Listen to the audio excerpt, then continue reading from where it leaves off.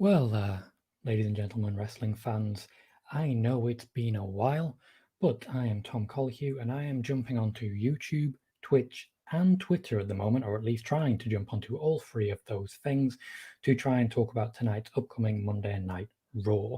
You'll be able to comment on YouTube, on Twitter, or on Twitch for the very first time on this particular channel, and I'll be answering questions, taking opinions, or basically just chatting to all you lovely people who like to drop in and let me know what you think is going to happen. I'm going to be running down the planned show that has been announced so far for tonight's WWE Raw. If you're in America, it's probably quite early for you. However, here in the UK, it is 6 o'clock in the afternoon. This seemed like an ideal time for me. As I say, all comments will be appearing in my feed and I will be highlighting them as they come in. So please do say hi if you jump in. For anyone who saw my video yesterday, yes, I have done a bit of a Rick Rude and I have gotten rid of the facial hair. I had a games night with a few friends a few nights ago, and most of the jokes that they made in a sort of a roasting game were at the expense of my facial hair. It seemed best to just get rid of it in those circumstances. Before we go into everything that's going on with Monday Night Raw tonight, I do want to talk about the big news that came out last week, which will definitely impact what goes on this week. That is the return of Goldberg to challenge Drew McIntyre. That's a confusing one for me, but it also does make a lot of sense if you go outside of the wrestling bubble. I've reported quite a lot on the way WWE use SEO and use different websites and try and hype things up in that regard, using bigger name websites rather than just wrestling websites. Goldberg has that global appeal that he can go to several different places and you'll get headlines on the bigger websites. You'll get headlines in New York Times and all that because he's back and all that. So it does kind of make sense that he'll be challenging Drew McIntyre. It also advertises McIntyre to those people. Manny Santos says hello. He also says, I hope you're doing better. Thank you very much, Manny, for that. I'm guessing you watched the video yesterday in which I openly showed how bad things did get and the reason that I've been away.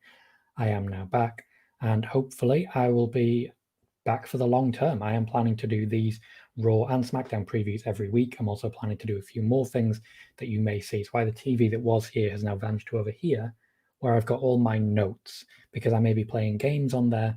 In future, I'm looking at Bloodborne, Final Fantasy VII Remake, maybe even some Football Manager.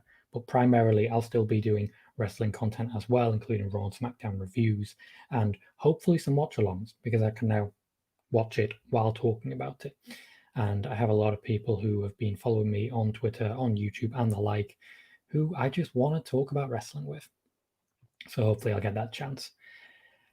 Manny says, are you excited for Raw? I'm moderately excited for Raw. I haven't been excited for Raw in a while, and I feel that Goldberg and Drew McIntyre is not the thing that's going to make me more excited, but there are still some good things that have come out of Raw recently. Mustafa Ali being one of them. I just hope he's on the show and is given a live microphone.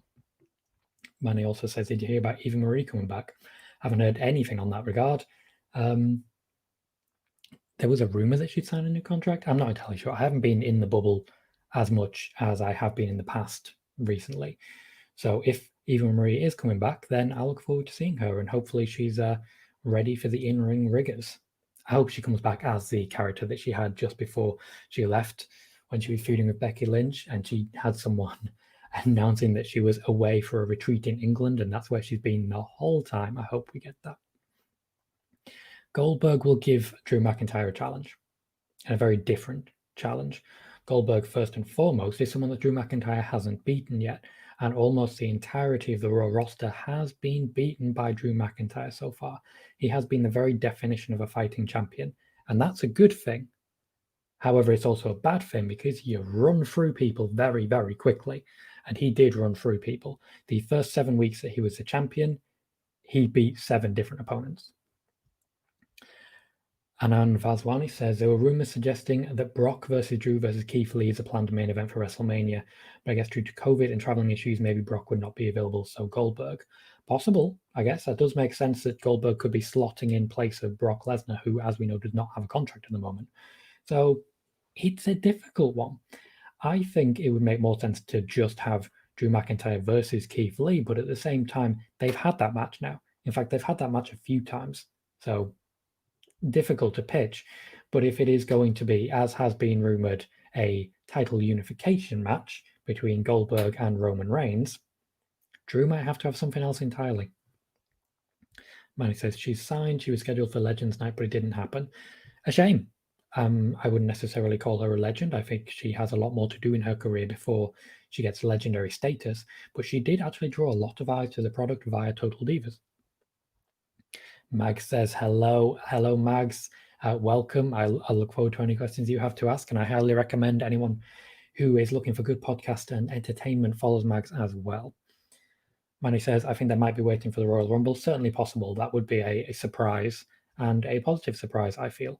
Or a negative surprise if people want to boo, but to be fair, the WWE can pipe in audio, so not really an issue. Sean Garner says, do you know when and where Tessa Blanchard signs? No idea.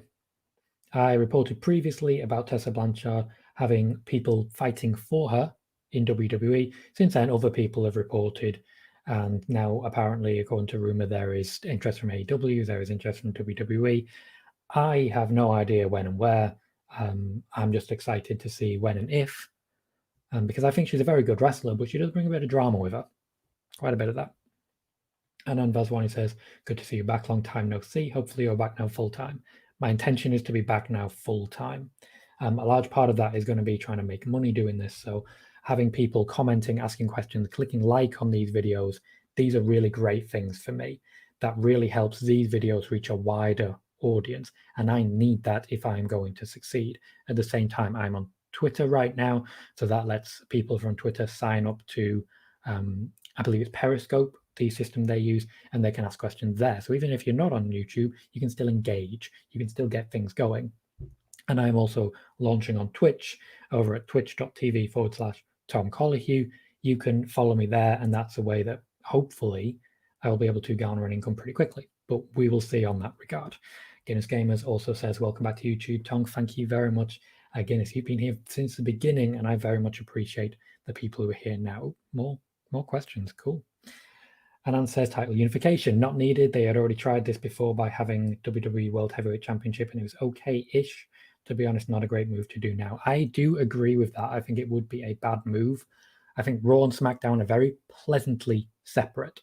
I'm really happy with SmackDown recently. I've really enjoyed it. I think it's the best wrestling show on TV at the moment, SmackDown. But it does struggle sometimes with AEW because AEW has some pretty big moments on Dynamite. So SmackDown's been great since Roman came back, and I feel happy having two separate world champions. It's done great for Drew McIntyre to be the champion, even if he's nowhere near the level that Roman Reigns is. Roman Reigns had 4 WrestleMania main events in a row. That's hard work. Mag says, dude, that was so kind of you to say. I'm happy to say it. How long do you think NJPW keep the IC and IWGP titles together now that Ibushi is champion? I didn't think they'd keep them together as long as they have, to be completely honest, and I don't think they would have done if not for COVID and everything that happened there. I think it removes a belt, and especially when you consider that you don't have the United States Championship that they have in play at the moment because Jon Moxley is elsewhere defending it, well, trying to get back his AEW championship in AEW. So I think they need to separate them, and pretty quickly. But Coach Ibushi said he'd become God, and he did. Sean Garner says, who do you think takes the tag titles from Charlotte and Asuka? That's a difficult one. There aren't many tag teams that I feel are ready now. I think when they eventually lose the championship, it will be because of a breakdown in their tag team. Much like Austin and Undertaker did, much like Rock and Sock Connection. The Rock lost the tag team championships to the Holly brothers. If you can remember that way back in the day, sometimes it takes a breakdown of a team in order to make that happen. But I think it's more likely that they will lose the tag championships to a Riot Squad, or, for example, let's say Mandy Rose and Dana Brooke. I think they could do good things with the championship in the moment than it would have been for Nia Jax and Shayna Baszler to lose them.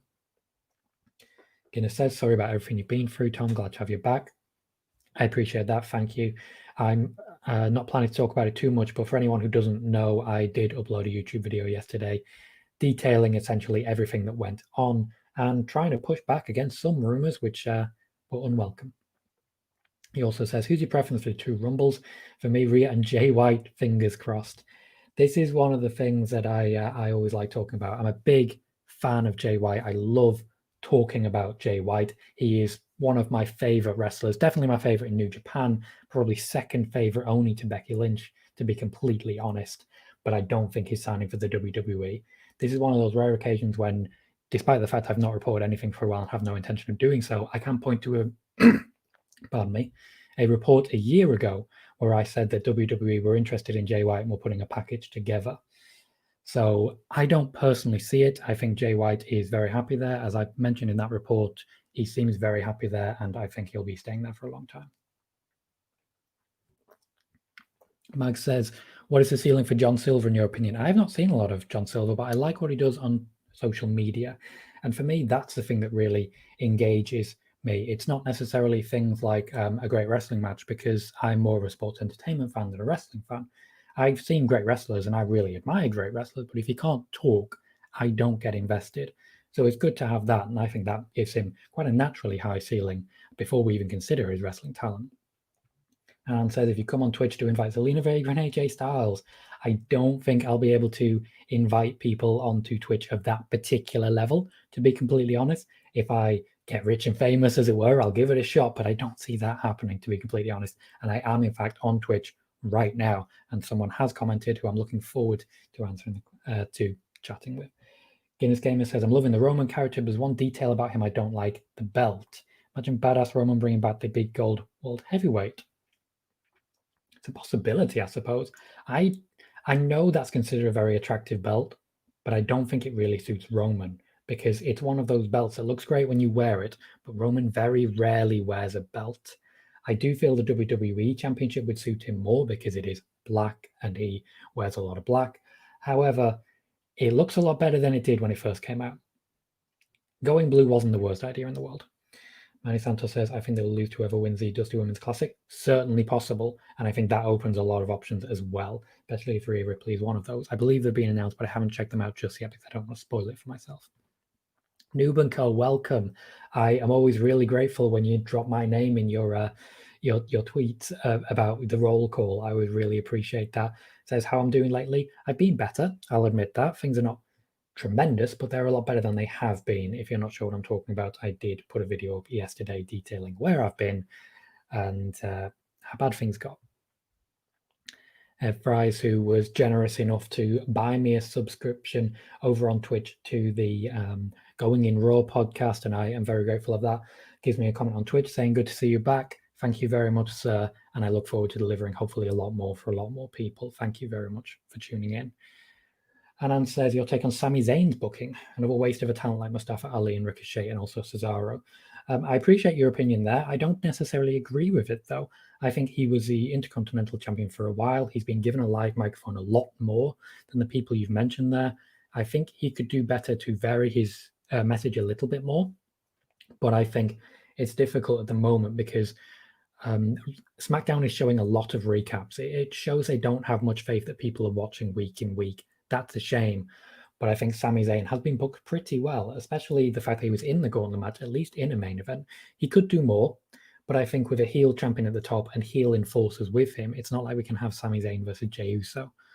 There are people he could work with, and I look forward to seeing more of those because he is a tremendous wrestler. Tweedleski. Good name. I like it. Messages me via Twitter. If you can also follow on Twitter. If you haven't followed me there, my @ is @Colihue, and you can tune in there. If you are watching on YouTube, please do remember to click like. That does help boost the viewership here and helps me grow as fast as possible.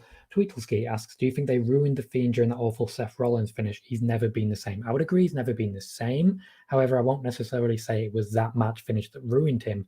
I think it was putting him in that position that harmed him. I can't say ruined because I think The Fiend is still delivering really good stuff. And I think there are a number of moments where they've withdrawn, where they've looked like they're going all in with The Fiend, and then they've pulled back. Goldberg taking the championship from him, for me, was another one of those moments. If you're going to go all in with The Fiend, just go all in with The Fiend. Just do it. I think with Randy Orton, they've done that because he has Alexa Bliss in his corner, he has Randy Orton in the corner. They're working together to deliver something interesting.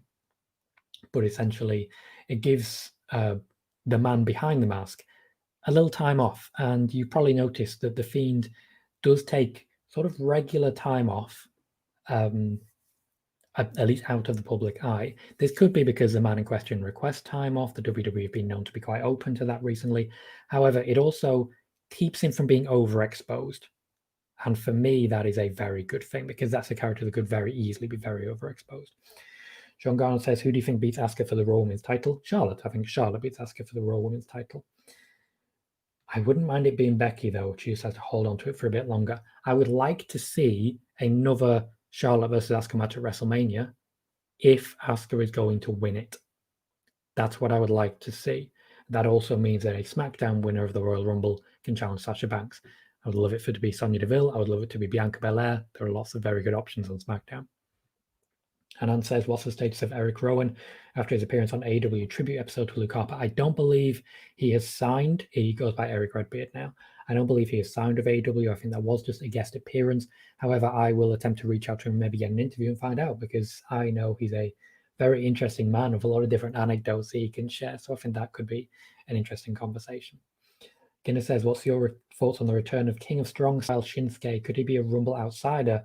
Seems to be getting hot like Drew did last year. I think it's a bit too late to start building up potential Royal Rumble winners unless they're a surprise. I don't think this would be a surprise. However, I'm not against it.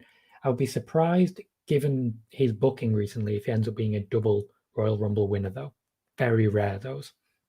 I wouldn't say this is even a return of the King of Strong Style. I think he had very good opponents, and I think that's what made it a return to Strong Style. I apologize that I keep scratching my nose. That's just a nervous thing I seem to do, and I'm a bit nervous about the return. So we had Rey Mysterio, who spent time in New Japan. He's familiar with Strong Style. You had Baron Corbin, who wants to do Strong Style. This man can really throw a punch, and he'd do great in New Japan. And then he had Daniel Bryan, who is the epitome of a Strong Style wrestler. He had great opponents. He also had Adam Pearce, who, as we know, is a very tough guy. Mike says, speaking of belts, I've got a decent collection of replicas, but what's your favorite ever belt? Ooh. You guys have good questions. I've always liked the Winged Eagle, particularly when Shawn Michaels wore it. That belt really looked good on the winners of the day, the Bret Harts, the Shawn Michaelses. They were great wrestlers, as we know, and they looked really good with that belt. It never suited someone like Hulk Hogan, and I was okay with that. It never suited Yokozuna. It only kind of suited Steve Austin. I get why they changed it and made it bigger from there, because they were going back to bigger people. But I would have loved to see The Rock wear that championship. Guinness says, haven't watched much NXT recently, but super excited to get back into it with the Dusty Classic. Seems NXT are getting a decent tag division once again. This is a very good thing. NXT has got a lot weaker in tag team wrestling recently. And in fact, NXT, the glory days are still there, but the absolute pinnacle, when we're looking at Finn Balor, Samoa Joe, Shinsuke Nakamura coming in, the 4 horsewomen dominating things, that for me was the pinnacle, and it has been going a bit downhill since. We had a resurgence. Gargano Ciampa really got things going again. Aleister Black really got things going again. You had the rise of Shayna Baszler, Rhea Ripley. You have moments. The Undisputed Era came in. You have moments. But for a while now, it hasn't felt that pinnacle. And I feel a lot of that is due to certainly weaker divisions. The tag division is probably the weakest it's been in a very long time, and they need new tag teams. And I feel also they need new blood in the main event, but maybe that was the intention with Karrion Kross. Karrion Kross versus Finn Balor is going to be a lot of fun, and I think Finn Balor's revitalized things by going back there. Guinness also says, do you think Ziggler and Rude hold the straps until Usos are back? For me, would much rather have super heel Jimmy and Jay take them from the Profits. I feel that's very possible. SmackDown may well be trying to rebuild their tag division at the moment, and I feel they really should do a rebuild with a heel, with heel champions at the top. Ziggler and Rude filling that void at the moment, but obviously Jimmy Uso is expected to be back fairly soon, and I would imagine he would join the faction with Roman Reigns. I also hope Naomi joins that faction. I think they could have basically all the championships. Paul Heyman could have the Intercontinental.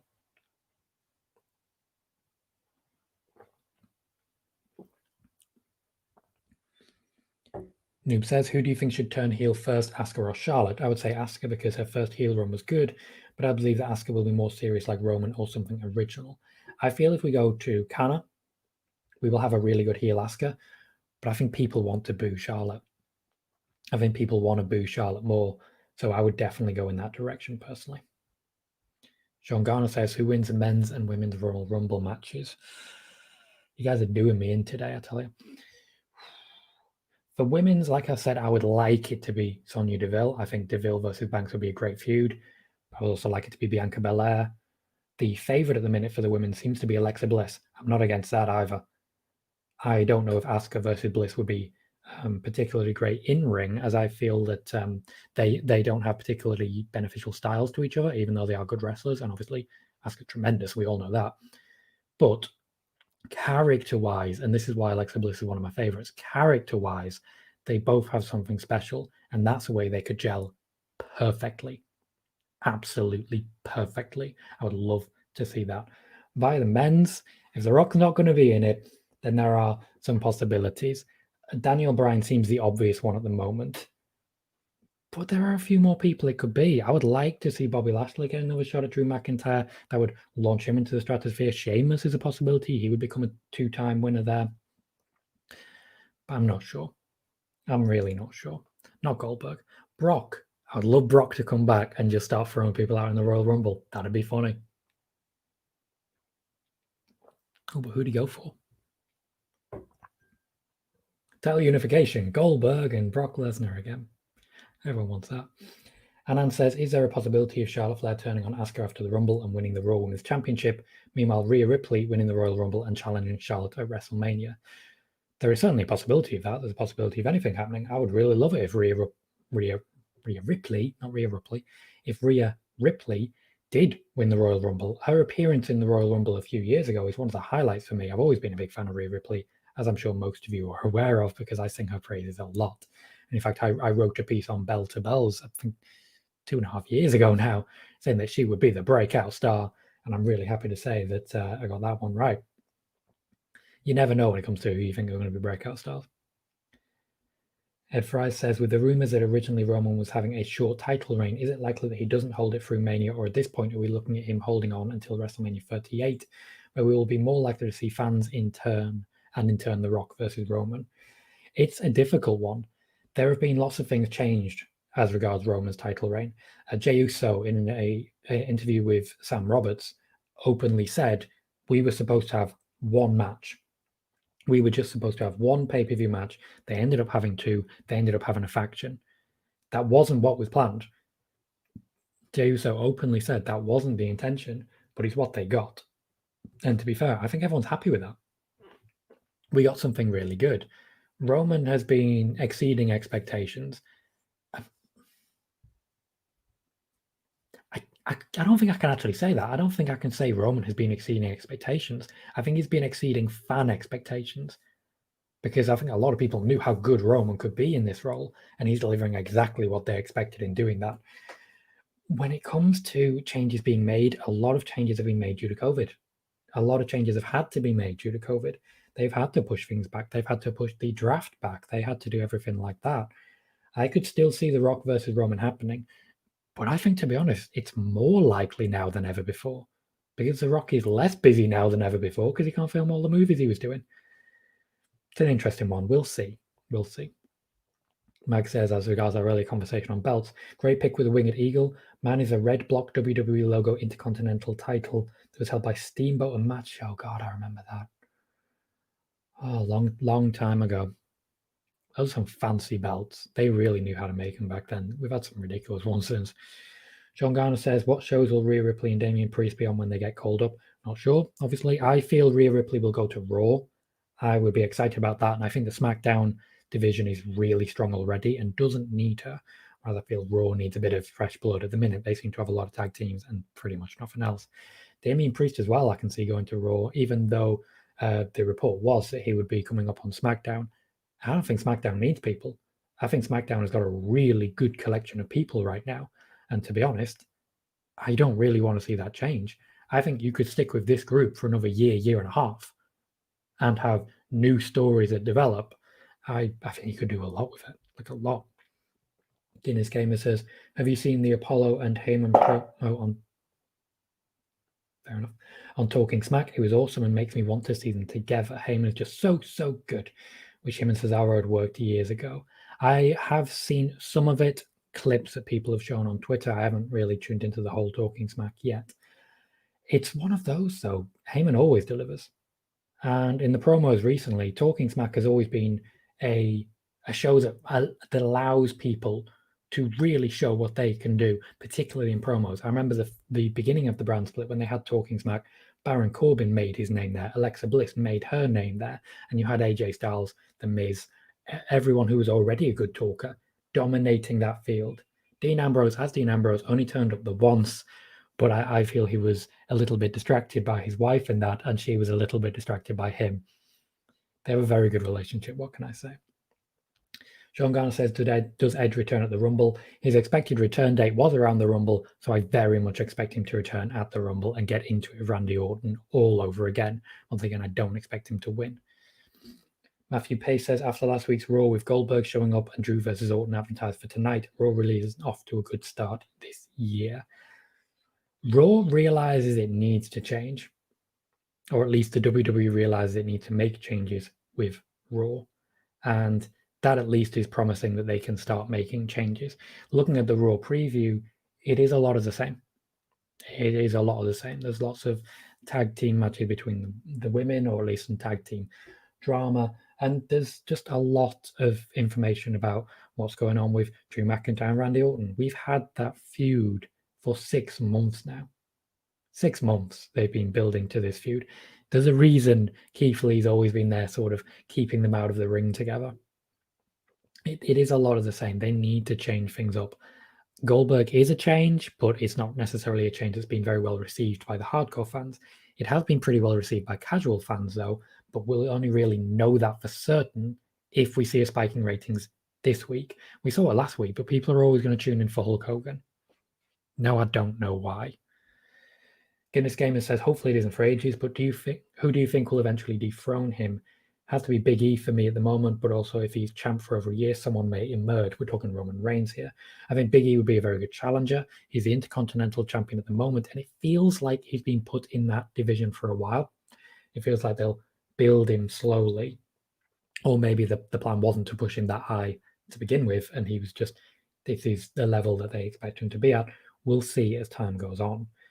As regards who's going to dethrone Roman, I can't see Jey Uso doing it. I think Daniel Bryan is a very, very good possibility. I would have loved it to be someone like Kofi again. But when it comes to Roman, there's only so many people who have the natural rivalry with him. I would like it to be someone like like the Fiend. But then we give the Fiend the championship again, and that's never ended well. There are ways to do it, but it's never ended well. So honestly, I'm really not sure. Seth Rollins is a maybe for me. Sean Garner says, do you think Ruby Riott or Liv Morgan ever become singles champions in the near future? I do. I think it may be a while, but I think you have to consider that they have been there on the main roster for shorter than a lot of people who are in more prominent positions and haven't been champion. Look at Big E, look at Baron Corbin. There are a lot of people who are incredibly talented who have never had the singles championships, particularly the top singles championships, or they've had them very briefly. It takes longer nowadays to become a champion, but if people like yourself are on social media singing the praise of Ruby Riott and Liv Morgan, and enough people get together and do it, the WWE will listen. Guinness Gamer says, who was your favorite wrestlers growing up? I was a huge Kane fan. I really like the pairing of Kane and X-Pac. Just fire and masks. You're going to get me with fire and masks. I was a huge Dark Crystal fan growing up, and that sort of interesting fantasy stuff always gets me. But Triple H, as I continue to grow up, really grew in my estimations. It's the talking. When he married Stephanie McMahon against her will, obviously that was the swerve, but it's just really entertaining and random stuff. The Attitude Era was a wild time. I only have a couple more questions so far, so if you have questions, please do remember to ask them. You can ask on YouTube, where my channel is youtube.com/Tom Colihue. You can ask on Twitter, where if you follow me on Twitter, it should be very clear that I've gone live and you'll be able to find me there. If you're on your phone, it's literally at the top. And you can also follow me on Twitch at twitch.tv/Tom Colihue, where you can ask questions and the like there. And I appreciate anyone who has followed me and has asked questions there as well. Let's see what questions I've got. I still have a Raw preview to do, so I should be here for a while yet. Don't forget, if you're on YouTube, to click like on the video as well, please. Anand says, your take on the Miz and Money in the Bank contract situation. WWE have been poor in booking men's Money in the Bank winners and their cash-ins in recent times. I agree that we have not had many entertaining men's Money in the Bank holders probably since Dean Ambrose, back in the day, as it were. Baron Corbin lost it in short order. We had whatever the hell happened with Braun Strowman, where a Hell in a Cell went to a non-finish. And he was a face, then a heel, then a face, then a heel. It's so hard to work out Braun Strowman. Braun Strowman is giving off serious Big Show vibes recently. The Miz getting it off Otis, I think, was necessary. Whatever was going to happen with Otis, it clearly didn't. If there was a plan, it wasn't carried out. And that's a real shame, because Otis's push was pulled. Mandy Rose's push was pulled. It all slowly just got taken away. The Miz getting the briefcase back opens up some possibilities, and I do believe he will be involved in the finish between Drew McIntyre and Goldberg, possibly in exactly the same way he was involved in the finish between Drew McIntyre and AJ Styles. Sean says, has the team been announced for the Women's Dusty Classic, and when's the start date for it? Not sure. That's something you may have to Google. I know the teams have been announced already, so I think it's worth looking up. In fact, I'll have a quick look for you. Women's Dusty Classic teams. They have, so I'm looking at the full list via the top result, which is Pro Wrestling Sheet, which I believe Salcedo is fronting at the moment. If you're a fan of Denise Salcedo, I did a, sorry, I forget words sometimes. I did a debate about Retribution with her, Ricky Chino, and Warren Hayes, which is also on this YouTube channel, and I advise you to check it out. So the teams we have, January 7th, 2021. So the men's team. So the women's team don't look like they've been announced so far, but the men's teams are going to be the Grizzled Young Veterans, Ever Rise, which is Chase Parker and Matt Martell, Undisputed Era in this case, Adam Cole and Roderick Strong, Breezango, Legado del Fantasma, Imperium, which is Marcel Bartel and Fabian Aichner, Drake Maverick and Killian Dane, and Kurt Stallion and August Gray, who I am not familiar with. John Garner also says, who do you think beats Sasha Banks for her title? Either Bianca Belair. I like that they've paired them up at the moment. That'd be a really good face versus face for me. Or Sonya Deville, and I just think that'd be great. Also ask, who beats Drew for the WWE title? There aren't that many contenders at the moment. People need to elevate a little bit.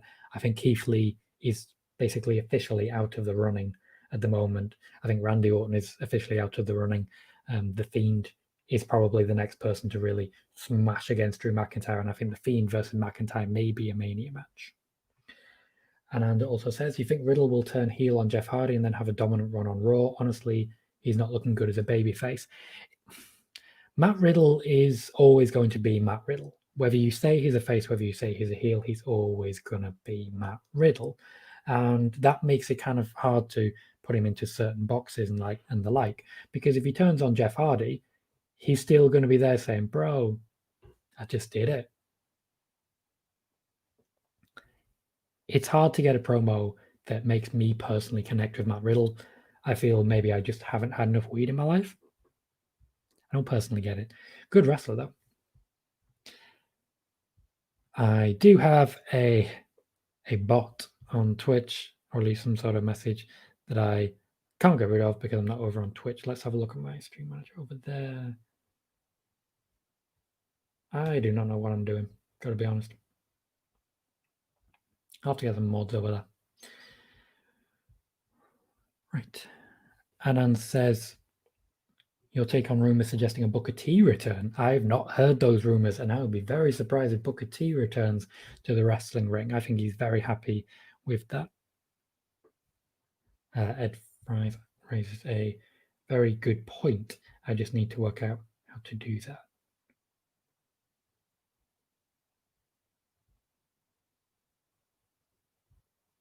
I've got block and report. I don't know how to make people moderators. Sorry, guys, I should only be a moment. There it is. Thank you very much, Ed. I do appreciate that. Sean says, will we ever get a Lashley versus Lesnar match? I hope so. I think that'd be a great match. Bobby Lashley has been very open about wanting that match, but apparently, judging by the fact it hasn't happened, Brock Lesnar is not much the same. Michael Latina just joining us says, nice to see you back, Tom. Nice to be back. It's been 35 minutes so far, and I've had nothing but positivity and good questions, and I really appreciate that, guys. As you know, I got into a bit of drama, and me, I don't like drama. I like to just fly under the radar. I'm not the most well-connected man in the world. I've never claimed to be, but some people get really offended.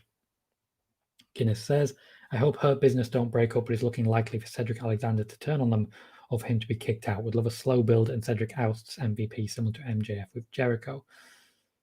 That's not a bad shout, to be completely honest. I feel if anyone's going to take over, it'll be Bobby, but Bobby's not really a talker, and he seems very comfortable not being a talker. Cedric's come on leaps and bounds. I'm very, very happy with what he's been able to do. November 2019, I interviewed Nikki Cross and Cedric Alexander and was able to ask a lot of questions about the intentions going forward with him and what he would be able to deliver. I believe it's been uploaded on this on YouTube, so that's maybe something I can look into. Guinness also says, how much Wrestle Kingdom, any match I should check out? Wrestle Kingdom always delivers, but you always have matches that really, it's not really worth looking into. Not necessarily because they're bad matches, but because storyline-wise, they don't really go anywhere. Okada versus Ospreay is a tremendous match. Well worth your time. Basically, anything that Jay White or Kota Ibushi do, I'm checking out. And also the tag match, Taichi and, well, Dangerous Tekkers, I should say, losing their tag team championships, I feel is always worth watching. Big Zack Sabre Jr. fan, what can I say? John Garner says, when does Ronda Rousey return to WWE? You got me. Based on her original contract that was announced by WWE as being 3 years, she's very soon never returning to WWE. So hard to tell. Personally, I don't think Ronda Rousey will return until Becky Lynch does. I think it's interesting seeing that you see so many people hyping up that Ronda Rousey could return for the Royal Rumble this year, when last year the same people were hyping up that Ronda Rousey was going to return for the Royal Rumble. It's an interesting one. You're always going to get when's Ronda Rousey coming back. Difficult one. And then that's for an update on the Chelsea Green injury. I unfortunately have absolutely nothing for you in that regard. I do not report backstage stuff anymore because, my God, it is not worth it. Slayer, welcome. Thank you for joining us. Says last week's Raw put me to sleep. I'm sorry to hear that. I haven't sat down and watched a full live Raw for a long time. Got to be completely honest with you, because it finishes at 4 a.m. for me, and it's not worth it. SmackDown I've watched quite a lot of, though. Ed says, could you have ever believed that if someone told you before the Rumble 2020 that MVP would be one of the stars of 2020? No. To be completely honest, I knew MVP was good. He was a very good wrestler. His feud with Matt Hardy over the US Championship was very well received. But he's been a real highlight of 2020. Also a real highlight, Zelina Vega. She was great. I miss her. Bring her back. DMB91 asks his first question. No one, I've not seen your name before. Thank you very much for joining me here. Debut of Damian Priest and Rhea Ripley tonight, or maybe at the Royal Rumble match. If I'm making the choice, I'm not debuting them tonight, because you can have that big moment at the Royal Rumble. It also asks questions, because, pardon me, if you debut them at the Royal Rumble, you then don't know for certain that they're going to appear on Raw, which then makes people tune in for them rather than not tuning in and then being surprised the next day when they found out that, oh, Damian Priest and Rhea Ripley debuted. They look at the WWE look at pay-per-views now as commercials for their weekly television. That's how they use it more often than not. And it means that essentially WrestleMania is all about advertising Raw and advertising SmackDown. You might not get results that make much sense in regard of the storylines as they've gone, but it's is one of those. I think the big moments tend to come afterwards. It's always very interesting for me. For example, Samoa Joe debuted on the Raw after the Royal Rumble. Why not just in the Royal Rumble? I don't know. If I'm making the choice, Royal Rumble. Guinness says, who do you feel was the most improved in 2020 for Raw, SmackDown, NXT, and AEW? 2020 brought out a lot in a lot of different people. Drew McIntyre, for me, is definitely the top guy on Raw and has improved a lot. He was always good. His background acting in particular was very impressive to me. I remember him being dragged backstage after a brawl and just holding on for dear life because he wanted to get into the fight. That man can make a facial expression work. It really can. But I feel he's reached another level now. Randy Orton also in for a shout on that one. SmackDown, interesting range of people. Bailey really shot up. Jey Uso really shot up, showed he can really carry things as well. Otis had a great push for a while. Sonya Deville emerged in 2020. Lots of contenders there. NXT, I always knew Rhea Ripley was good, so I can't really say she's improved. I think she's just been given an opportunity. Dakota Kai, for me, the heel turn that she had the end of last year and everything she's done since. I've always been an Evie fan. I'm an Evie guy. What can I say? And I think she's improved to a point where I want to see her winning Raw and SmackDown Women's Championships very soon. AEW has a number of contenders. Orange Cassidy has really delivered. MJF has really delivered, but those aren't really surprises.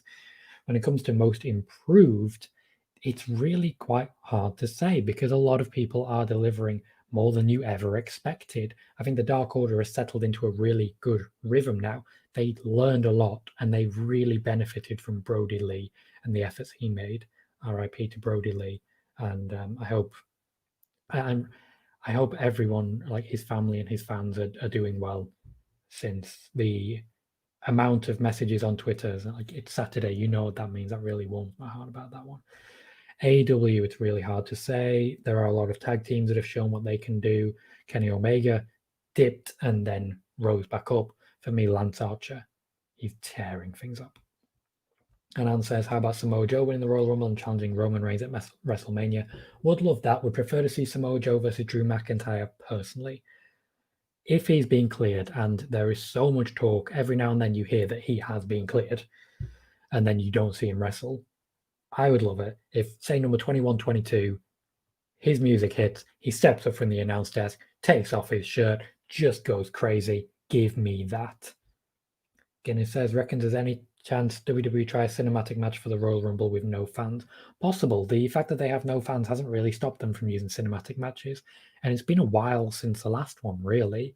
They've been quite clever with it. Around SummerSlam time, they essentially thought people might be getting a bit sick of these and slowed it down. The Swamp Fight did not really get the positive attention they were looking for. So I think they could do it, but I'm not sure what match it would make sense to do it in. Maybe they'll do it with Goldberg so he can have lots of breaks and they can get 10 minutes out of him. John Garner says, when does Retribution kick Reckoning out of the group so she can go back as Mia Yim? They have no plans of doing that. Reckoning will be a group for a while by the look of it, or at least this is what I believe. Retribution has not delivered what they were hoping for. And I kind of have to blame the booking on this one. I think they've got very talented people. One of the most talented mouthpieces in wrestling today. They're doing nothing with them.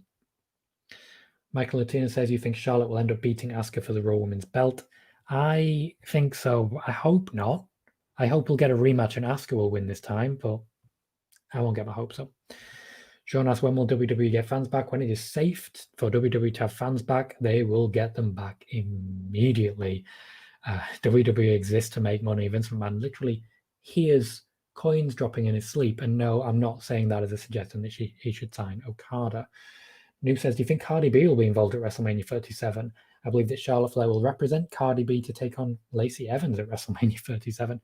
I believe she will be involved in WrestleMania 37. I don't believe there were any plans to make that happen, but now that she's engaged with everyone on Twitter and Lacey Evans took advantage of that to try and stoke some division, I think we may see her involved because WrestleMania is all about celebrities and getting those casual fans in, and that's the way to do it.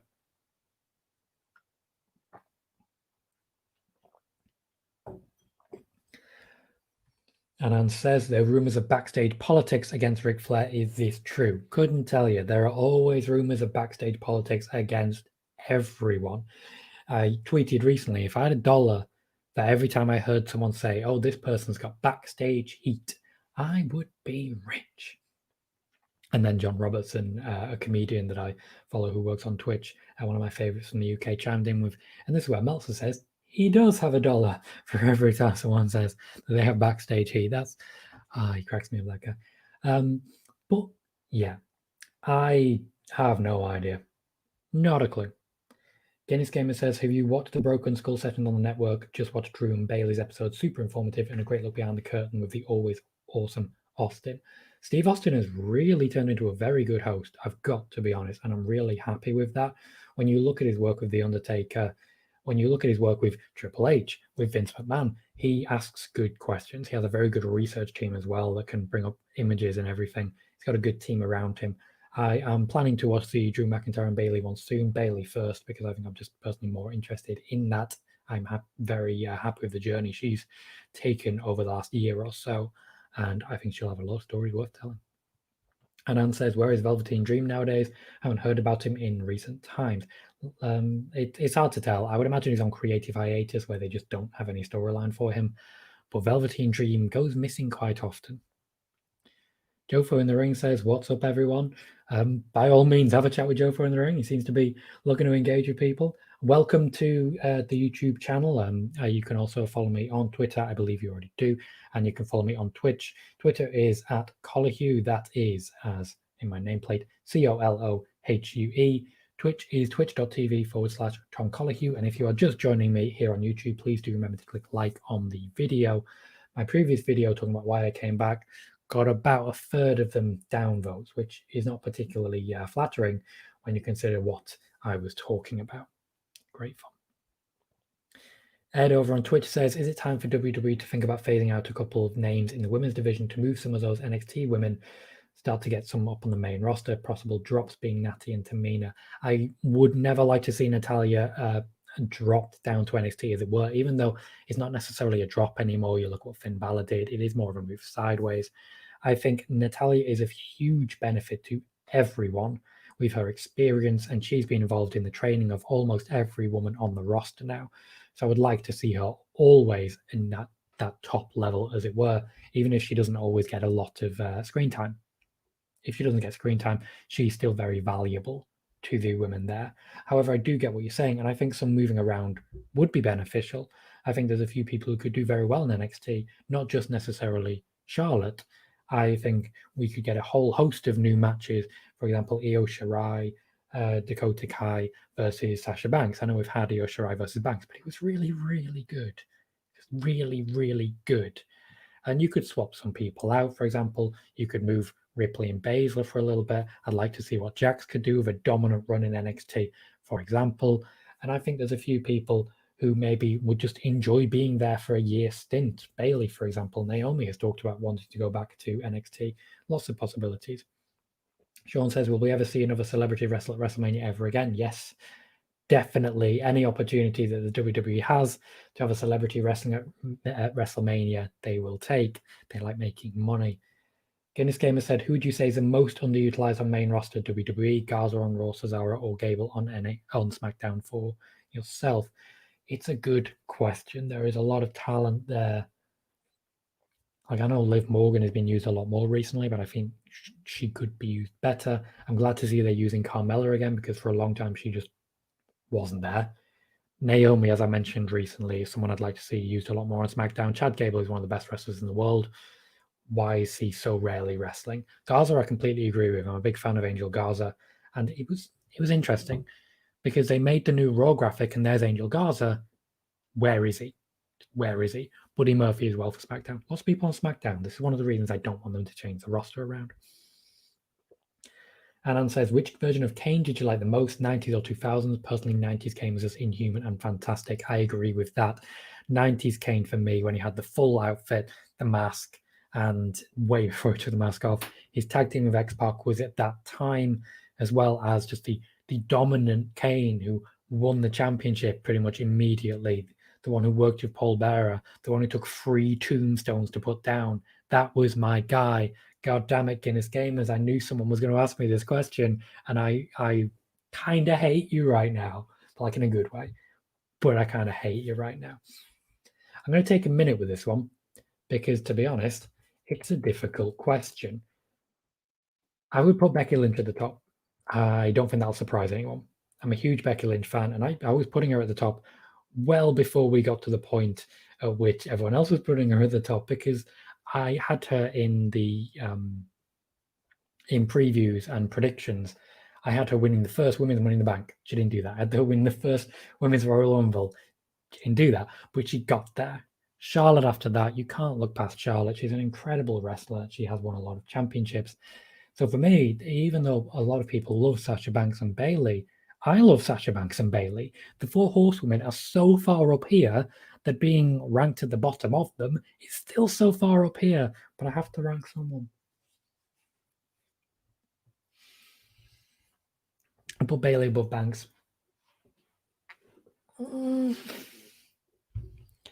I love that Sasha Banks is always learning something new.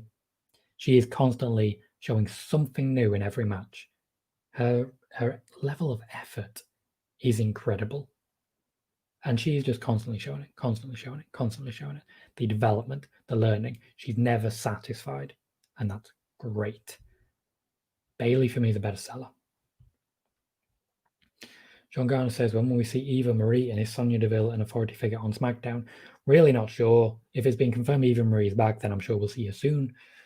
Sonya Deville seemed to be an authority figure. We'll see more coming this week on SmackDown, because I imagine Adam Pearce will not be able to fulfill his normal duties. But it's not automatically easy to know exactly what's going to come for these. They could change them at any time, so it's hard to say. Michael Latina says, who do you think takes the women's tag belts off Asuka and Charlotte? I'm hoping for Liv and Ruby. I'd love it to be Liv and Ruby. I think Dana Brooke and Mandy Rose have a very good shot as well. Alan says, if given a chance of having anyone from Trish Stratus, Lita, Beth Phoenix, or Tori Wilson, who would you like to have a dream match against any of these modern 4 horsewomen? Beth Phoenix versus Charlotte Flair will be an incredible match. Beth Phoenix versus anyone will be an incredible match. Trish Stratus versus Sasha Banks would be great. Oh, there is so much possibilities. So much. Disappointed you didn't mention Stacy Keibler. Disappointed in you. Matt Hendricks, welcome, says, what's next for Shinsuke Nakamura? I would love to know. I'm looking forward to SmackDown to find out. Personally, I think he's going to walk straight into that match at Royal Rumble, and we'll get Roman versus Shinsuke at the Rumble. I think Adam Pearce is not going to have that match. Absolutely not. Or maybe it'll end up being a triple threat. Who can tell? Who can tell? Right, I am out of questions for the minute at least. Ed jumped in just at that point, so before I go on to the preview, did the Michael Cole comment of Scrap, Iron, Adam Pearce not being good enough for WWE fed line to him? Michael Cole does get fed a lot of lines. That's all I'll say in that regard, but they are intentionally trying to play down Adam Pearce's achievements to make it ridiculous that he could be in this position. I get why they're doing that. It'll be good if he's able to deliver in much the same way that I think AJ Styles versus Shane McMahon at WrestleMania was actually really, really good, if a bit too long. And we didn't expect much. I think playing down Adam Pearce's achievements mean that you're going to expect a little bit more. So I'm going to go through at least a little bit of the preview now and then get back to questions. Please do keep them coming. If you're on YouTube, please remember to click like. If you're on Twitch watching, by all means, please click follow. That's of huge benefit to me and should hopefully mean that people are enjoying these. And of course, if you're watching on Twitter, welcome. I believe there's a love heart you can click. I can't see it personally at the moment because I'm using StreamYard, but it's a big benefit to me, so thank you very much if you have done so already. So let's see. They have announced that we are going to have Randy Orton versus Drew McIntyre again.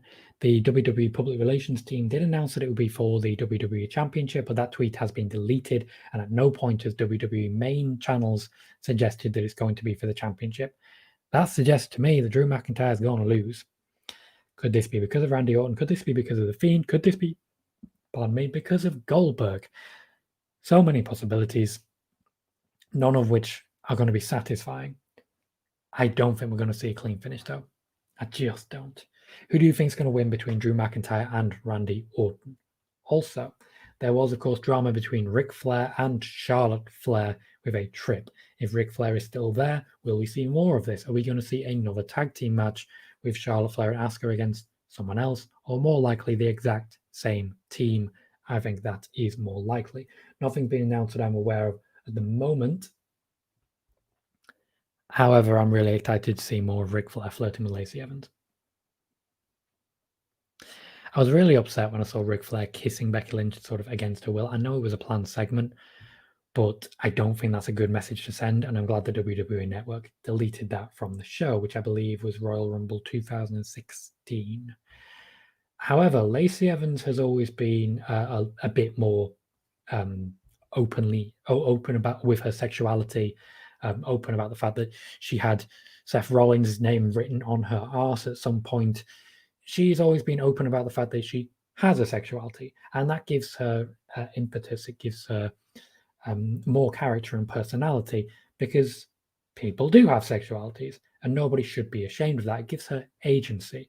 So I like that she's found a good foil there, and I would like to see a bit of flirtation in that regard, because why not?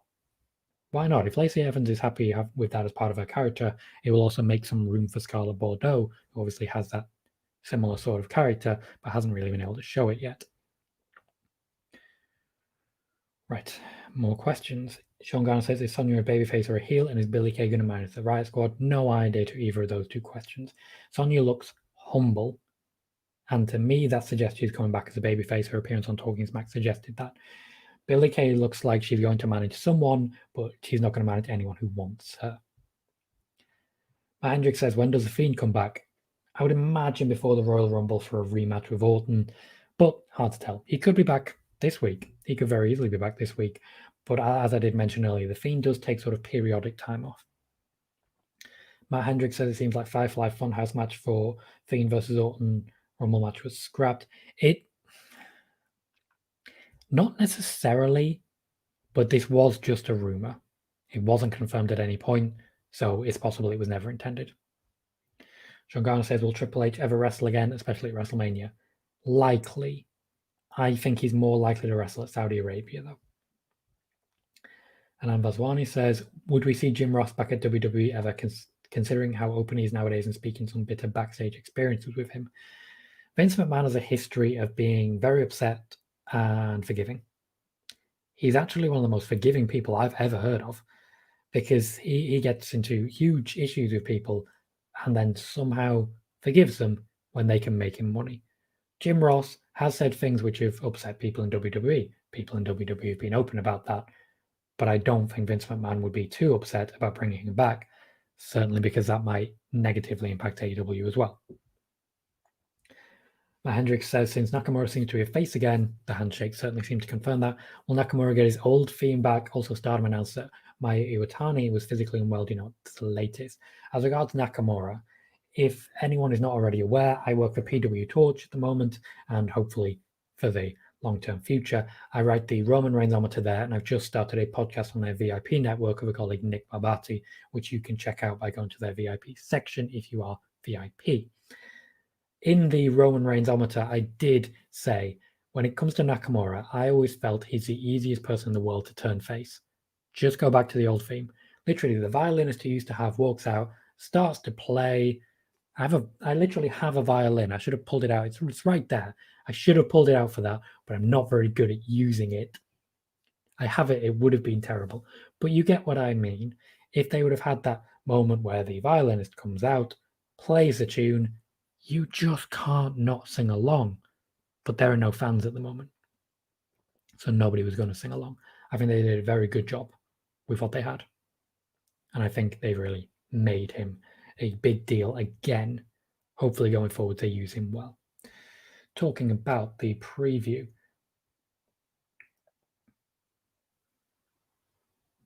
Okay.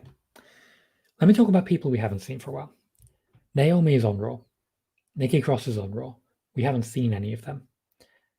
We're not going to see him tonight, but it would be great if we at least did. Somebody we will see is Alexa Bliss. She has basically been the Fiend for a little while, or at least filled that role. So I would imagine she's going to be involved in some way in the main event between Drew McIntyre and Randy Orton. She has a lot to give, and if they are in fact building her for a Royal Rumble win, they will definitely be putting more focus in her, and this may be why The Fiend is currently missing in action. In addition, we have the Hurt Business. When I'm looking over there, I'm reading notes because I don't want to hide my screen here. We have the Hurt Business. Recently became tag champions. And at the moment, so far, they haven't done all that much with them, but they've only recently won them, so we can give them time. What tag teams do we have at the moment? We have the Hardy Bros, who are not the Hardy Boys. Jeff Hardy's doing some weird stuff.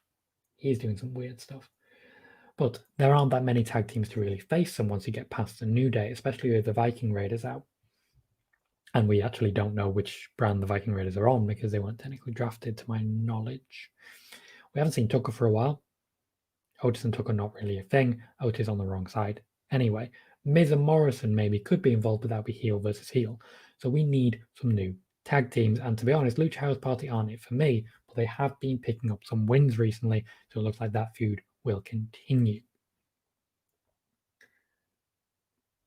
Oh, R-Truth is 24/7 champion still. I say still. It's a lot of back and forth. But right. Matt, I will get to that immediately. Just bear with me 1 second.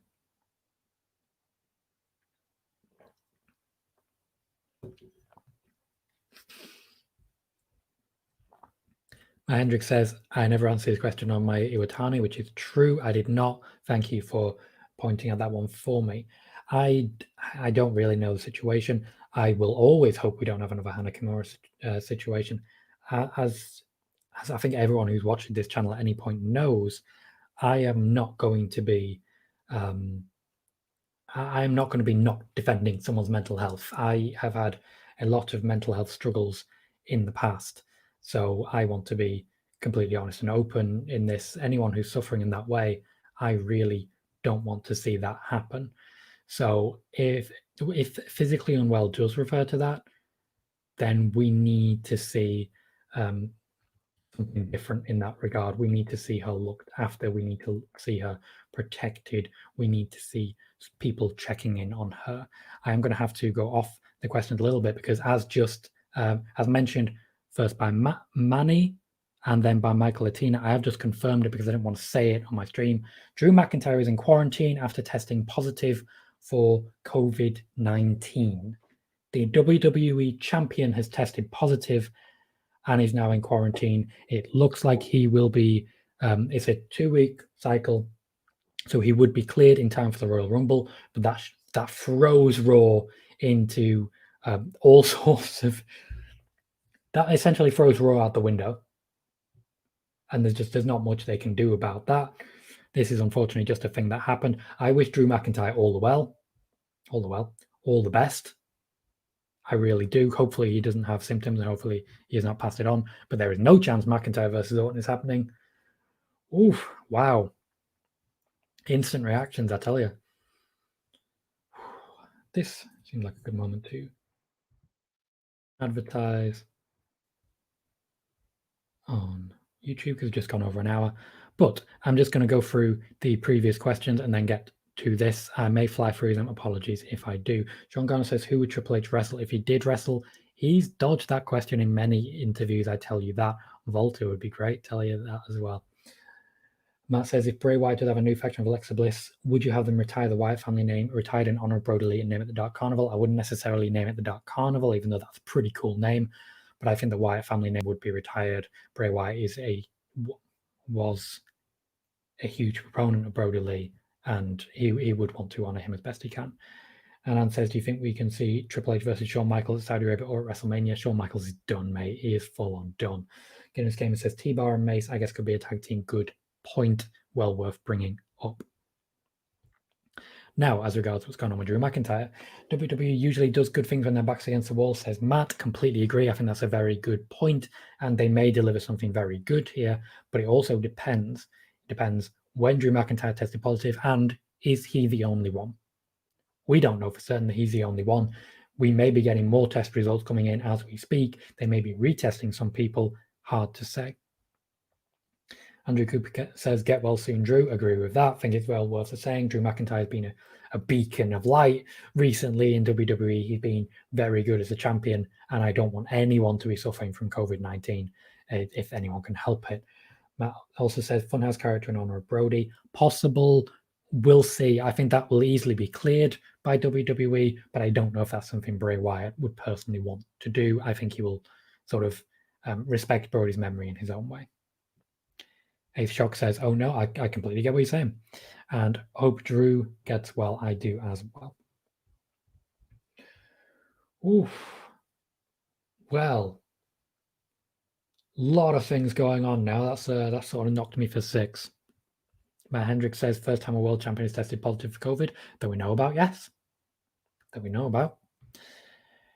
Certainly with the Royal Rumble coming up and Roman Reigns planning to be there, there will be question marks from Roman Reigns now, because this is clearly a surprise, and WWE have been very transparent with it, but it raises questions because COVID has gotten into WWE before. It's gotten into the WWE, and it spread very quickly. They had to get rid of a lot of people. Well, not get rid. That's the wrong phrasing. They had to quarantine a lot of people to look after themselves. And you see people who've been trying to protect themselves. Daniel Bryan lived out of a hotel room for months before finally getting some time off because he wanted to be there and he wanted to wrestle and he wanted to help people like Drew Gulak. Roman Reigns obviously took quite a lot of time off. There isn't that much more in the thing other than AJ Styles and Elias feuding. What do people think about AJ Styles and Elias feuding, by the way? Especially with the addition of Jackson Ryker and Omos and lots of guitars. It's very Jeff Jarrett. Ace Shock says, should Nakamura face Reigns if Pierce puts Nakamura in his place to face Roman? Yes, I believe that is what is going to happen, and I really hope that is what will happen. I would go onto Twitter and say instant reactions over on YouTube, but I'm not going to do that. That has knocked me for 6. I may do a little bit of research and reporting while we are here. I hope nobody minds me doing that. But in addition, thank you very much for bringing that to my attention. I obviously have not been checking Twitter or anything. So for the last hour and 7 minutes, I have not been up to date with the news at all. So thank you for letting me know that. If anything else comes up, please do let me know as well. Michael Latina says, I can't get into Elias anymore with Jackson Ryker. You're not alone in that regard. I really had high hopes for Elias, but I think this is not the strongest pairing. I think it's interesting that Jackson Ryker and AJ Styles are working together, I'll tell you that. Matt Hendrick says, I think it's going to be Kevin Owens, last man standing. Good work. And Ed says, do your research. So, okay, bear with me briefly. I am going to send out a tweet using the WWE tweet announcing that Drew McIntyre has COVID. Best wishes and a speedy recovery. Drew McIntyre.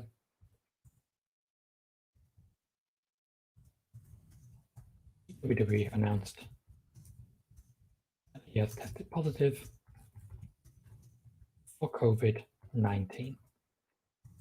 Hopefully, this is an isolated incident and will not be spreading further. WWE Raw will look slightly different. Right, okay. And now we wait.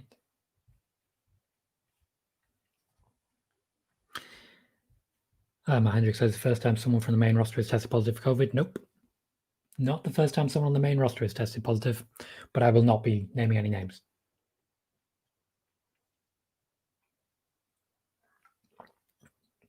As someone who's had COVID-19, and I think all of my family have had COVID-19, I get why some people may not wish to have it announced publicly. They could have written something different for Drew. It wouldn't have been satisfying, certainly, but they could have respected his privacy in that. He probably chose to have that put out there. Matt says, every time I use the word COVID on Twitter, I get locked out, so I don't use the C word anymore. I use pandemic or the global bastard. Oh, the global bastard. I respect that. I respect that a lot.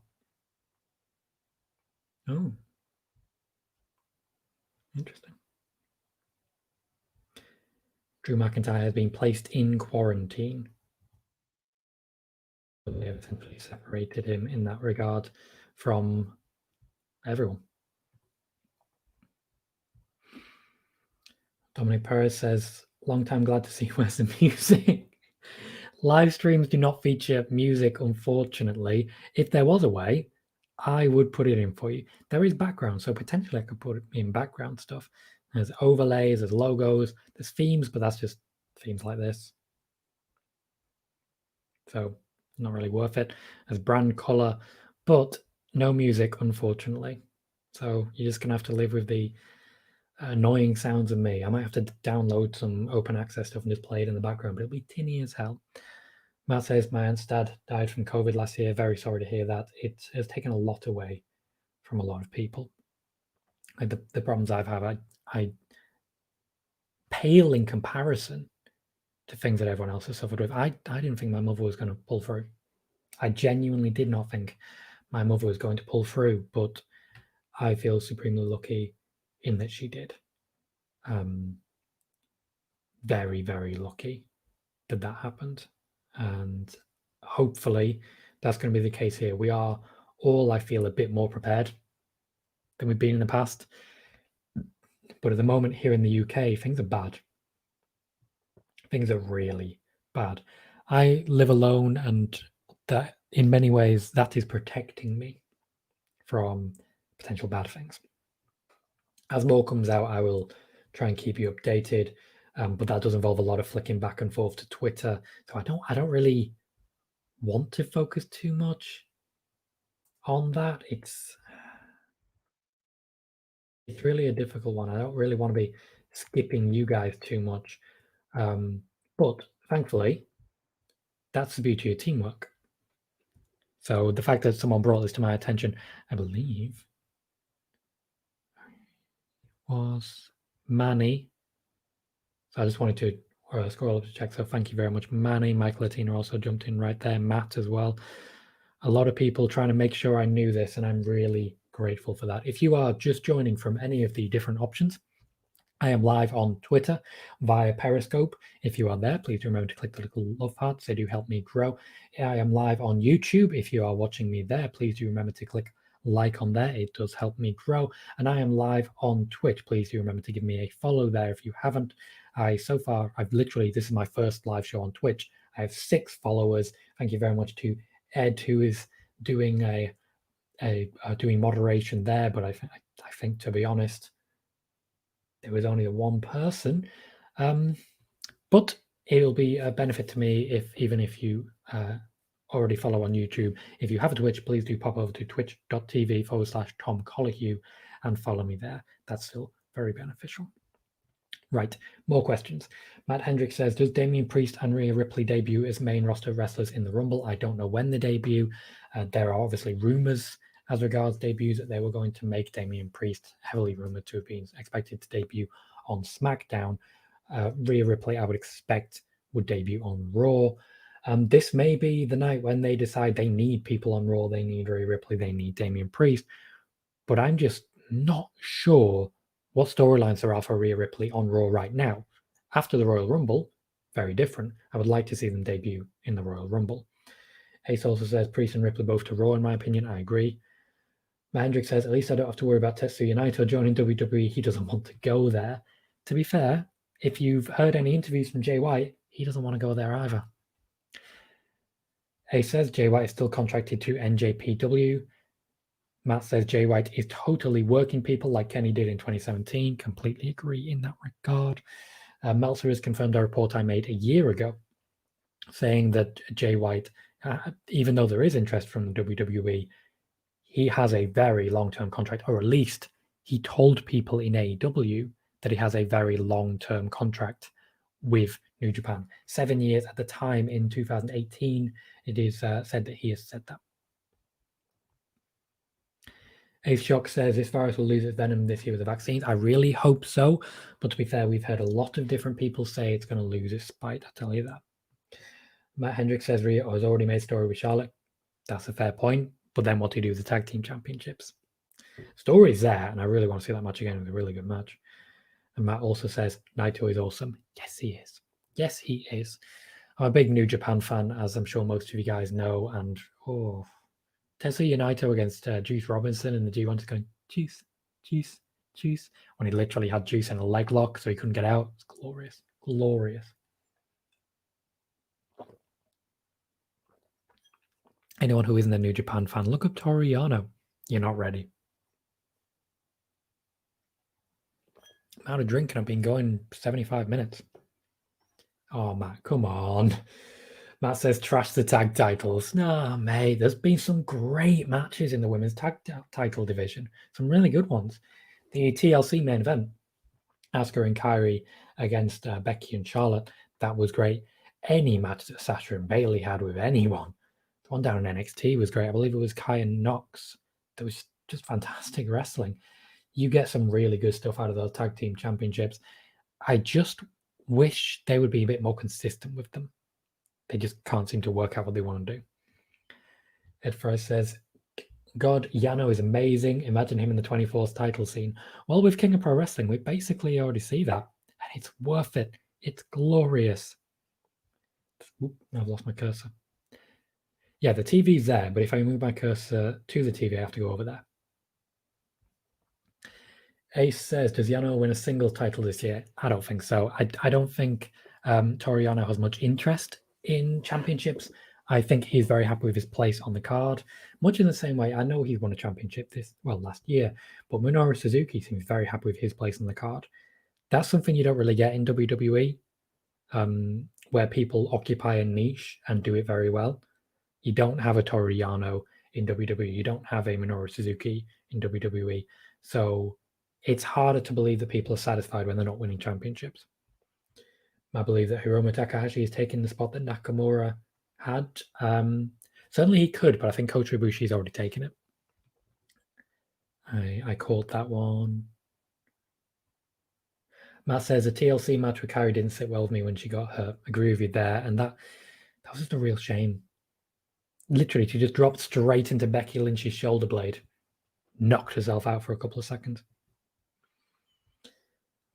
He says R-Truth versus Yano versus Orange Cassidy. I like where you hit that, sir. Manny, thank you for giving us updates. Drew posted a pic saying can't wait to face Randy again just one day ago.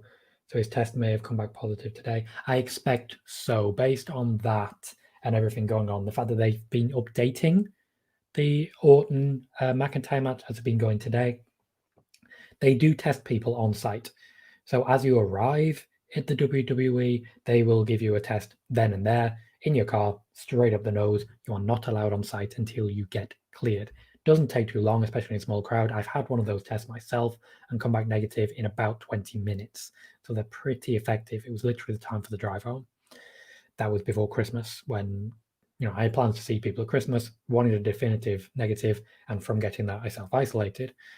So I'd imagine that's what happened. Drew was caught positive as he was coming into the building, didn't come into the building, was sent home. That should prevent anyone else from getting it. Matt says, who do you think the mystery woman with Boa and Xia Li is? There are two options, Karen Q or Meiko Satomura. Satomura is obviously a very talented person. I don't think she necessarily fits with that particular group. There's a culture clash there. Hard to say. I haven't actually seen, so I can't say for certain. I'll have to check into it at some point soon because it's getting a lot of attention. It's getting a lot of attention, and that is a very good thing. That's usually what gets me most interested in things, Right. Matt also says Naito versus Moxley, please. Could do that. Lots of possibilities. I'd like to see Moxley back in New Japan. There's nothing different from Moxley in New Japan to Moxley in AEW, except the opponents. Ace asks, where does Mox versus Kenta take place? You got me. They have no idea about the looks of it. I don't think anyone knows. They've been competing for the briefcase because they can't compete for the championship. I haven't even seen the championship in what feels like 20 years. Oh, it'll happen eventually. I think it's probably going to happen in America, but there are so many things to consider. And at the minute, there is not a working relationship between New Japan and AEW. AEW wants it, New Japan do not. So it's a tricksy one. Had a few people just join, so regardless of where you're watching, please do remember to click like on YouTube, the little love heart on Periscope, which is Twitter, or follow on Twitch, where I'm trying to grow a presence. I don't have any questions at the moment, so I'm going to talk a little bit about my plans for the future and the future of the site. I initially was worried that I wouldn't be able to fill an hour here. I'm on an hour 20 and we're still going. People are still asking questions, so I'm really happy with that. So I'm just going to briefly go over what I'm really hoping to do. One, I want to be doing Raw, SmackDown previews. Potentially NXT, AEW, we'll have to see how that goes. So Raw and SmackDown previews, maybe watch-alongs, but that'll be at a very different time from this. Because at the moment, this stream started at 6 p.m. my time. A watch-along would have to start at like midnight, so 6 hours in the future. Wherever you are now, add 4 hours and 40 minutes, that's when it would be starting. So most of the people who would be joining me wouldn't be here. That's not really good for me. So I may be doing watch-alongs. The Royal Rumble, I think I will be doing a watch-along. That'll probably be like a 7-hour stream. So if you're watching the Royal Rumble and you would like some company, by all means, join me here. I will have the headphones in, watching it on my screen, and every now and then going, oh, ooh. I will also be drinking shots. I will be very drunk by the end of it. I have a tradition for the Royal Rumble. 2 of my friends come over and we draw lots. So we draw 10 numbers each. And anytime our number is eliminated from either Royal Rumble, men's or women's, we drink a shot. So we have 20 shots each. And then we're very, very drunk. Usually it's just cheap, sugary shots, but sometimes it's tequila. My tweeting over the course of a Royal Rumble becomes increasingly erratic. You guys could join me. I'm also considering doing a bit of gaming content. Obviously, Twitch was designed with that in mind. I've been looking at how to do, for example, I think I mentioned earlier, I can hook up my PS4. I still have a PS4. I can hook it up and then do something where essentially I will take up some of the screen. I'll be over here somewhere. And then from here onwards, it'll be all a video of the game I'm playing. So I'm looking at games like Bloodborne, the Final Fantasy VII remake. I've been playing Final Fantasy XIV recently, but I don't think that really streams too well. And maybe even Football Manager for the stat nerds amongst you. If you're not interested in that, please do let me know, because I may just not do it if I've got no audience for it. We'll see. But more likely than not, that will be certain days, so you'll know when not to watch, if you get what I'm saying. Okay. Matt says, you can tell how high WWE is on Xia Li after NXT. She was my pick for future star of NXT. I don't know how Austin Theory won it. I don't know how Austin Theory won it either. Xia Li has a lot of potential. I think it's very positive that she was in the Royal Rumble a few years ago. It showed they have high hopes for her. Also, because of her heritage, she's very marketable. I know that's cynical of me, but you see that in football teams. They will sign a player from China, from Korea, from Japan, because Chinese, Korean, Japanese fans buy a lot of shirts. And you look at how they've used Jinder Mahal. I don't like it, but that's the world we live in. Ed asks, does this impact the Impact AEW working really? I read impact as, does it impact things? Fair enough. Let me try that again. Does the Impact AEW working relationship continue long term? It looks like they are, if you'll forgive the pun, all in on this one. I apologize. I'm not a pun guy. I was just excited to get one. It looks like it's going long term, especially with the new incarnation of Bullet Club, which is in many ways an old incarnation of the Bullet Club. There is definitely something long term going on, and Kenny Omega is having a great time with it. Yeah, I see what you've said there, Ed. Kenny Omega is having a great time with it. So I can definitely imagine this going on long term, at least until we have a new champion, which obviously Kenny Omega is not going to be the champion for the rest of time. It just depends of the individual benefits. Impact is definitely benefiting. Is AEW? Hard to say. We'll see going forwards. But also it depends, because New Japan are historically not particularly happy with Impact. So the Impact AEW working relationship may be harming the possibility of a New Japan working relationship, but that is just speculation. Ace Shock says Kenta can align himself with a super elite. Possible. I mean, he's a Bullet Club guy. Could certainly happen. Matt Hendricks says the next takeover should be called St. Valentine's Day Massacre, otherwise WWE missing an opportunity here. Well, to be fair, we have had one St. Valentine's Day Massacre before in 1999. I really enjoyed that one. That was one of my favorites. I had a great time. There are no updates yet. Oh, we just had something from WrestleVotes, it looks like. Bear with me, I scrolled slightly past it and I've got to find it again. Ugh, come on.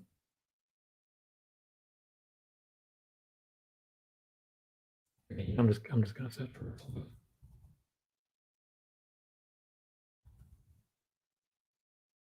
Yeah. WrestleVote says, and I quote, source, with Drew McIntyre out, WWE is keeping Randy Orton in tonight's main event and are working on finding a suitable replacement to match up against the college football championship game. That suggests what we're going to see is Randy Orton against a big name. Now, the WWE have history of this. When the Shield first reformed, they had to replace, was it Roman? I think it was Roman. They had to replace Roman with Kurt Angle. We had that wonderful dad moment where Kurt Angle stood behind him going, please don't screen cap that. Please don't screen cap that. But it was a really good moment. So a replacement would have to be bigger, better. And who's bigger and better than Drew McIntyre? Would it be The Fiend? Would it be Orton versus Goldberg? I could see that happening. Lots of possibilities there. But if they are looking for a new competitor to slot into that role, then it's going to have to be someone relatively big. I'll say you heard it here first, but if you follow WrestleVotes, which you should if you want the news from them, you'll have heard it there first. I apologize if I get your name wrong here. I will try, and if I'm wrong, please do let me know. Madhuranga Vidashana says, who will win the Royal Rumble? The favourites at the moment are Alexa Bliss on the women's side. On the men's side, it is Daniel Bryan, who is the favourite at the moment. Matt says, favourite non-Rumble pay-per-view match? Mine is Kurt Angle versus Chris Benoit from 2003. That match is fantastic. See, I would have said that, but from the Royal Rumble, I believe it was 2002 Royal Rumble when those two had a match. So near. There's been some really good matches at Royal Rumbles. Kevin Owens and Dean Ambrose is one that always stands out. Kevin Owens and Roman Reigns is one that always stands out. Kevin Owens is one that always stands out. I love Kevin Owens. Cheers, Ed. Matt Hendricks says, EO being champion is WWE can market NXT Japan, or is that why Kairi is still with WWE?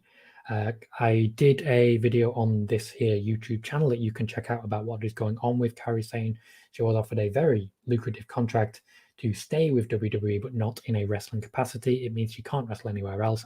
And now with NXT India launching very, very soon, NXT Asia or NXT Japan should also be launching soon. It would have already been launched if not for the fact that we had the global pandemic that came in. So if you want to know more about that, I do have a video here on YouTube about Kairi Sane and what has happened since, because it was uploaded a while ago. I believe it was June that I uploaded it, and what I said would happen has happened. Ace says Tama Tonga has been roasting the Super Elite. He always will. He always will. The man knows how to social media. Matt says, also I blame Stardom for not allowing other WWE to work for them when Stardom labeled their Tony Storm versus B Priestley match as WWE versus AEW. Since then, WWE stopped lending talent to Stardom. I I can't necessarily blame Stardom for that. They're just trying to advertise the best they can. And I wouldn't blame Stardom for a choice that the WWE made. It's good marketing. If maybe they should have run it by WWE first, but they may have. Ace Shock says Shield Kurt, which works on two levels, because one, we were talking about Kurt in the Shield, and two, you should probably shield Kurt because we're in a global pandemic and we should be shielding everyone. Matt Hendricks suggests Return of the Fiend. I think they may be making phone calls as quickly as possible to try and get someone. The Fiend is definitely someone who I would suggest would be a good fit for that. Matt does not like the idea of Orton versus Goldberg. I think that's the biggest match they can give us, to be honest. Wouldn't be great. H-Shock said that was counted as one of two Goldberg's contractual matches. That is very true and a good thing to bring up at this point. Now, they could potentially pay him an extra match. That is something they can do, something that they have done previously with Brock Lesnar and the like. I don't think they would waste it. They might waste it. They might use it. Who else have they got? It's a good question. Who else have they got on Raw that would be that level? Could it be Orton versus Keith Lee again? Because Keith Lee did beat Randy Orton clean as a whistle way back when. Who thought we'd ever see this particular Randy Orton doing the job, as it were? But here we are. And then that's for my favorite Kurt Angle match. Oh, there are some good ones. Even his debut Survivor Series against Meat was a good one. All of his matches with Triple H. I always have a special place in my heart, and this is a bit dark, for his match at SummerSlam 2000 with The Rock and Triple H. He got concussed early on in that match, but still came back and delivered a great match. So there's a special place in my heart for that. It would never happen today. It shouldn't have happened back then, but man's a tough SOB. I think the Iron Man match against Brock Lesnar, though. Kurt and Brock just had magic together. Matt says, so Bianca Belair is no longer the favorite. Last I checked, it's one of those. I don't check before these streams. I checked a couple of days ago with Alexa Bliss. Ace Shock says, is the Royal Rumble match in 2015 with Lesnar versus Cena versus Rollins underrated? Absolutely not. People love that match. I love that match. And I think a lot of people love that match. So I wouldn't necessarily say it is underrated at all. Ooh, Matt says, Kyrie Sane has a podcast now. It's great. I always love Canna TV on YouTube. Those guys have created magic. Also says WWE denied Stardom's request for Kyrie to appear on one of their shows. Yet the part of the contract was that she could only wrestle for WWE if she wrestled at all, which, to my knowledge, she is not wrestling at all. Anand says, which Undertaker WrestleMania match you thought was a genuine contender to break his streak, barring his match against Brock? Randy Orton way back when, the first Randy Orton match, I thought that was definitely going to do it. That was, I think, his 8th in a row, or his 10th, somewhere in that region. After that, the second match with Shawn Michaels, he had me. The match with Triple H never had me, neither of them. But the match with CM Punk had me as well. I thought that could have been an opportunity. But it ended up being Brock Lesnar. And then Brock Lesnar squashed John Cena. Like, it makes sense, like, going forwards, but it only would have made sense if Roman Reigns had beaten Brock Lesnar and if people had been willing to cheer for it. They were not. Matt Hendricks says, Belair isn't my pick to win. I have Sonya Deville or Alexa Bliss. I would love any of those three. I think you'd get great matches out of all of them, and I think there's a lot that they could deliver that maybe people aren't expecting. Ed says, favorite Rumble match? Definitely the one that ended with a 20-minute wrestling match between The Undertaker and Shawn Michaels. I think it was 2010, 2011. I'm not entirely sure when it was, but it was great. Matt Hendricks says both Wyatt versus Bryan matches at the Rumbles are fantastic. Yeah, those guys throw everything they've got at each other, and I'm just really happy with what they can deliver. Bray Wyatt has some really good matches under his belt, but for me, he needs the ideal opponent. Ace Shock says, I asked because the Royal Rumble match controversy that year overshadowed the WWE title match. I don't believe it did, but I think it took a while for the match to get the credit it deserved. It's a lot like Hell in a Cell when it was Seth Rollins and The Fiend. Everyone seems to forget that at the beginning of that show, you had Becky Lynch versus Sasha Banks in one of the best wrestling matches I've ever seen in my life. Matt and Ace, I'm not going to click on your comments. Asuka chooses not to talk about her family situation, so I'm going to choose to respect that. I hope you understand. Ed and Matt both helped me out. The match, the Royal Rumble match that ended with Undertaker versus Shawn Michaels was 2007. Thank you very much for helping me out there. Ian Tiwari, welcome, says, hi there. Rumor mill has shot up again with rumors of Rock returning and Shinsuke fighting Daniel for the Universal title. Thoughts? There have been rumors of The Rock returning for over a year. There have been rumors of Ronda Rousey returning for over a year. I'm not sure when I look at Shinsuke fighting Daniel Bryan for the Universal title. Not sure I've heard that rumor, to be completely honest. But I think Roman's going to be going into WrestleMania as the champion at least.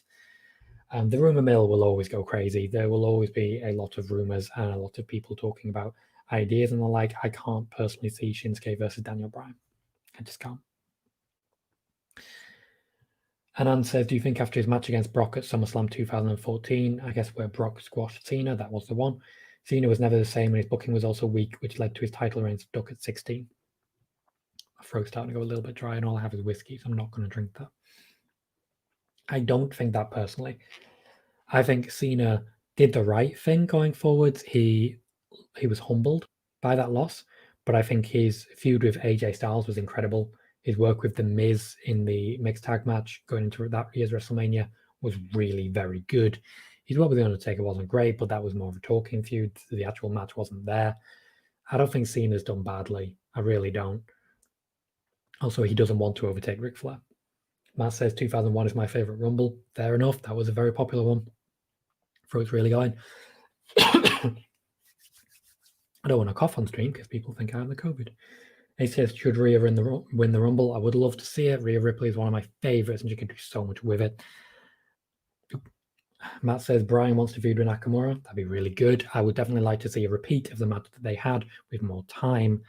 And Matt also disagrees and says, Cena did great things post SummerSlam 2014. We are currently sitting at 1 hour, 37 minutes that I've been on. My throat is going dry. So I'm going to cap it at 1 hour 45 at the most. If you have any questions, please do get them in. And if there is any more information as regards what is going on with WWE and Drew McIntyre, I will endeavor to let you know what is going on there. So I'm going to do another quick test of what's actually happening.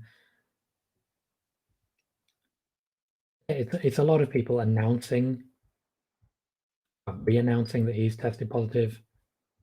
I think that happens a lot. There's 20 or 30 different tweets, all from different websites, announcing the same thing, which you expect. So nothing new yet. Ace Shock is going to head out. Says please stay safe. And to you, Ace, thank you for joining us. Your last question: where does that leave Cesaro? Hopefully involved. He did a tweet about no one hurts my friend. So I think he may be getting a face turn too. Hopefully. I'll see you in a bit, Ace. So yes, I'm going to cap it at 1 hour 45 at the most. What I will say, as per usual, I am planning to do a lot more of these going forwards. And what that means is you'll be able to catch me on Twitter. Please follow me at Colohue, Colohue.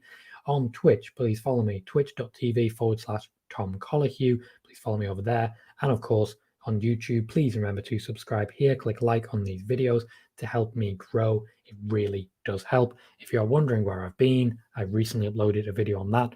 More videos that we've talked about so far. We talked about the Kairi Sane video and the SEO video, which are both on my YouTube as well. Please do check them out if you want more content. Let's see what questions I've got left. Anand says, is there any wrestler who's won 4 Royal Rumbles? If not, who would you like to see have this record in her name first? No one has run 4. Technically, someone has won 3, but that person was also eliminated by Bret Hart, who is technically the winner of that one. So there is only one person who's won 3 that I know of. Actually, taking that distinction, I don't think anyone should win 4 anymore. I really don't. The wrestling world moves very quickly. There are lots of different people who deserve opportunities. I don't think anyone should be able to win 4.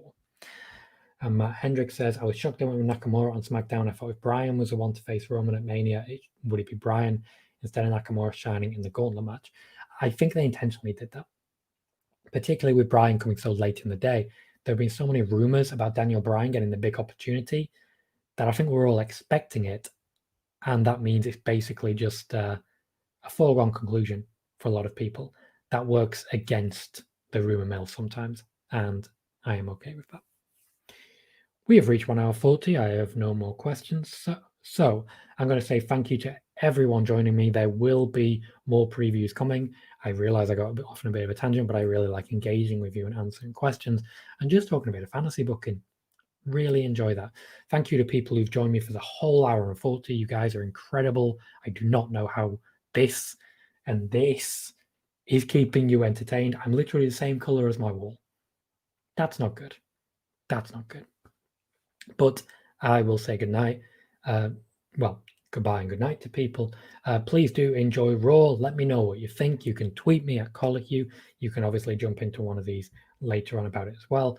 I will be looking at doing gaming content soon. So if you see me online, check the preview picture because I may be doing gaming content. If that's not for you, that's absolutely fine. But I am hoping to reach a new audience and essentially try and make a living somehow. Last messages we got. Ed, thank you very much for joining and for moderating. Says, have a great day. Tom, welcome back. Thank you very much. Matt says, it was Wrestle Kingdom week. Nakamura has Wrestle Kingdom boots on. And Storytard, first thing they've said, says good night. And good night to you. Thank you very much to everyone for joining me. I will see you next time. I have been Tom Colicu. If you have any questions you'd like me to answer outside of these videos, please do tweet me. But for now, hope everyone enjoys Raw. Thank you for joining me, and I will see you next time.